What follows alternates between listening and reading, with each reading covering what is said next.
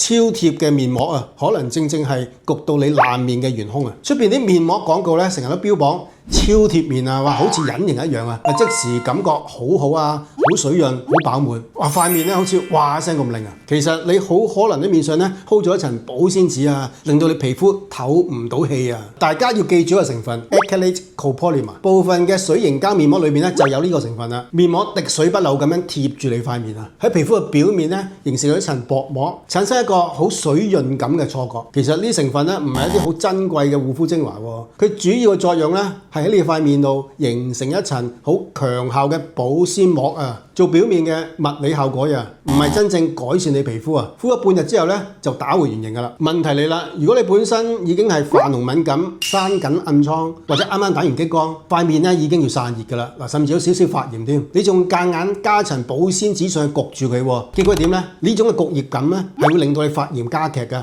三粒粒咯、泛紅咯，變得更加之敏感咯。記住一點啊，當皮膚處於一個脆弱嘅時間咧，減少刺激，俾皮膚透氣，唔係用一層一層嘅好厚嘅膜去焗住佢啊。acrylate copolymer 咧係一個好典型嘅舞台燈光效果嘅啫，幫你短期啊睇落好水潤啊飽滿嘅感覺，唔似得 ceramide 神經酰胺真係改善你嘅皮膚結構嘅，幫你嘅皮膚咧砌翻個磚牆，鎖住水分。嗱，為咗大家唔好再買錯咧，嗱我整理咗一份完整嘅面膜選購指南，留言面膜我送俾你。